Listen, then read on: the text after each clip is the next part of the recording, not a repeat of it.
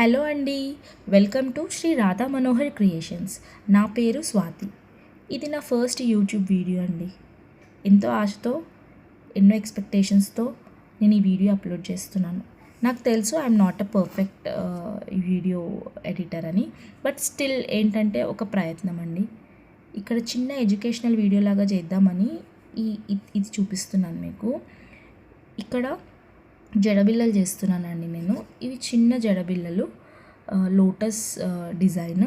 పక్కన ఉన్న పెద్ద బిళ్ళ ఉంది కదా, దానికి కాంబినేషన్. ఇది మా ఫ్రెండ్ ఆర్డర్ పెట్టుకున్నారు. సో ఈ బిళ్ళకి ఈ జడబిళ్ళలు కాంబినేషన్. సో ఇక్కడ యూజ్ చేస్తున్న గమ్ వచ్చేసి B7000 అండ్ కుందన్స్ వచ్చేసి ఐ డ్రాప్ చాంద్ కుందన్స్ అండ్ మన drop kundans, leaf kundans and white 3mm stone అండి అది. సో ఈ వర్క్ వచ్చేసి 3D వర్క్ అంటారండి. 3D వర్క్కి B7000 గమ్మే యూస్ చేయాలి, వేరే గమ్ మనం యూస్ చేయొద్దు. మనం సిల్క్ థ్రెడ్లో ఫెవిక్రిల్ యూస్ చేస్తాం ఫస్ట్ బేస్లో, బట్ సెకండ్ బేస్లో మళ్ళీ 3D ఇవ్వాలంటే B7000 యూస్ చేయాలి. అప్పుడైతేనే స్టోన్ గట్టిగా అంటుకుంటుంది. మీకు ఇలాంటి చిన్న చిన్న టిప్స్ కావాలనుకుంటే నాకు కింద కమెంట్ సెక్షన్లో పెట్టండి, ట్యుటోరియల్ చేస్తాను. ఇలా నీట్గా కట్ చేసేసుకొని క్లీన్గా చిన్న చిన్న ప్లాస్టిక్ పీసెస్ కూడా మీరు వీలైనంత మట్టికి కట్ చేస్తేనే నీట్ ఫినిషింగ్ ఉంటుందండి. ఇది సాల్డరింగ్ మెషిన్ అండి.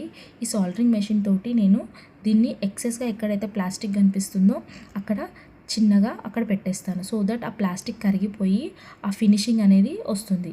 అండ్ అది కరిగించడం కూడా మన టెక్నిక్ అండి. ఆ టెక్నిక్ నేను నెక్స్ట్ వీడియోలో క్లియర్గా పెడతాను. అలా ముద్దలాగా అక్కడే పెట్టేయొద్దు దాన్ని మనం వెనుక కనుక్కుంటూ కరిగించాలి. సో నీట్ ఫినిషింగ్ వచ్చేస్తుంది. మీకు ఒకవేళ క్లాసెస్ కావాలనుకున్నా, ట్యుటోరియల్ కావాలనుకున్నా నేను వీడియోస్ అప్లోడ్ చేస్తానండి. ఇంట్రెస్టెడ్ ఉంటే కింద కమెంట్ సెక్షన్లో ట్యుటోరియల్స్ అని పెట్టండి.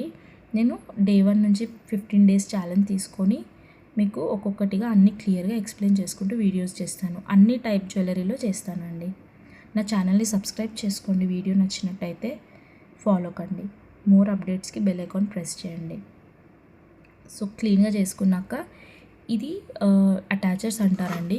ఈ అటాచర్స్ని మనము అటాచ్ చేసుకొని మువ్వలు కానీ చిన్న చిన్న పూసలు కానీ ఆ బిళ్ళకి అటాచ్ చేసుకోవచ్చు. సో అవి నాకు రెడీమేడ్గా ముత్యాలు దొరికాయండి, అలా పెట్టి ఉన్నవి డ్రాప్ లాగా.